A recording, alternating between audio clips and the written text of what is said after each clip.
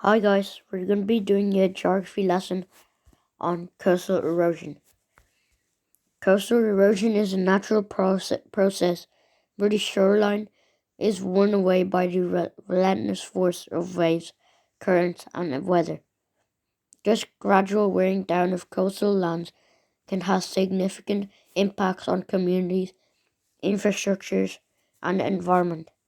Understanding the mechanisms and factors that drive coastal erosion is crucial for developing effective strategies to manage and mitigate its effects.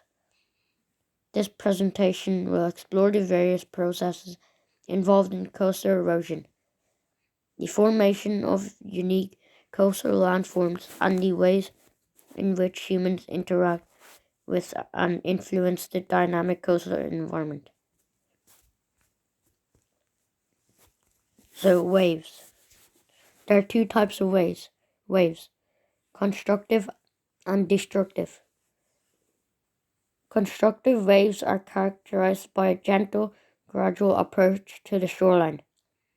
These waves deposit sediment such as sand and gravel along the coast, helping to build up and maintain beaches and other coastal features. Wave energy. The amount of energy carried by waves is a critical factor in coastal erosion. Factors such as wind speed, fetch, the distance over which the wind blows, and water depth all influence the energy and impact on waves on the shoreline. Destructive waves. Destructive waves, on the other hand, are more powerful and plunging in nature. They crash against the shoreline with great force, eroding and removing sediment from the coast. This can lead to the formation of cliffs, caves, and other dramatic coastal landforms. Coastal erosion processes. Hydraulic action. The sheer force of waves crashing against the shoreline can physically dislodge and remove material, a process known as hydraulic action. This can lead to the formation of sea arches, sea caves, and other dramatic coastal landforms. Abrasion. Coastal erosion can also occur through abrasion, where waves carry sediment and debris that act as sandpaper, wearing away the shoreline over time. This process can create smooth, sculpted rock formations along the coast.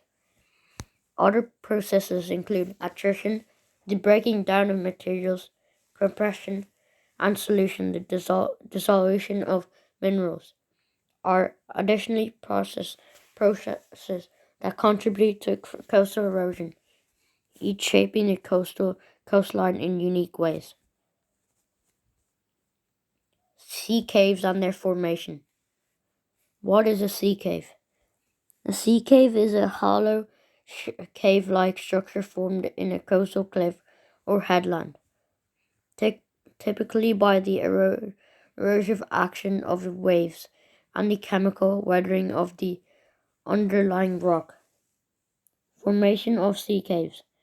Sea caves often form where the rock is weaker or more easily eroded, such as fault lines or areas with softer rock.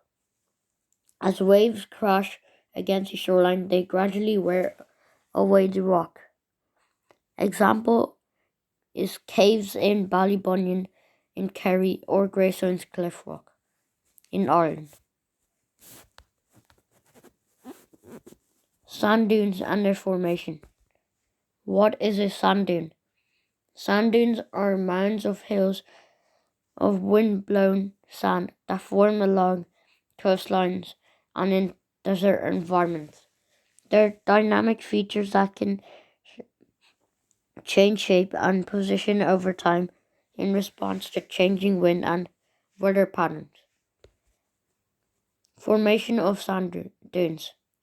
Sand dunes form when wind picks up sand particles from the beach or desert and deposits them in sheltered areas such as behind vegetation or other obstacles.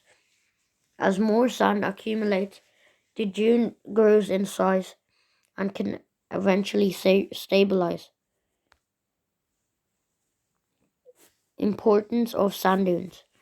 Sand dunes play a crucial role in coastal and desert ecosystems, serving as a natural barrier against storms and providing habitat for a diverse array of plant and animal species.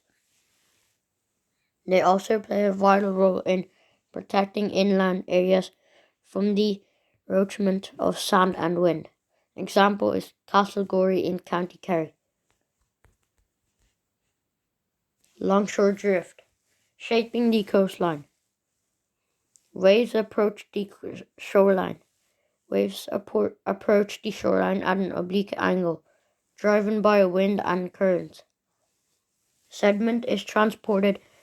The wave action picks up and transports sediment, such as sand and pebbles, along the shoreline in a process known as longshore drift.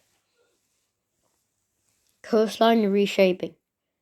Over time, the continuous movement of sediment along the coast can reshape the shoreline, forming features like sand spits, sandbars, and barrier islands. Human interactions with the coastal environment. Development.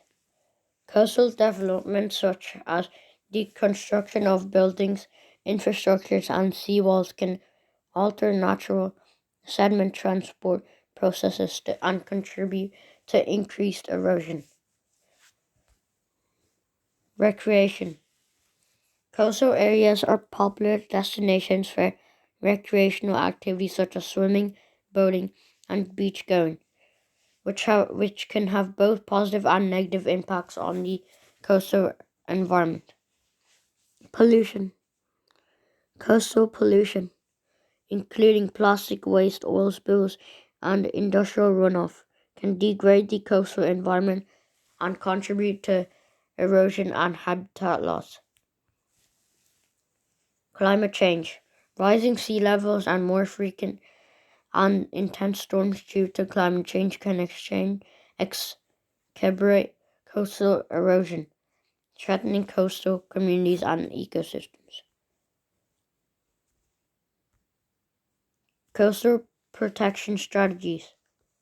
Hard structures, seawalls, breakwaters, and other hard structures can help protect coastlines from wave action and erosion, but they can also disrupt natural sediment transport and lead to localized erosion problems.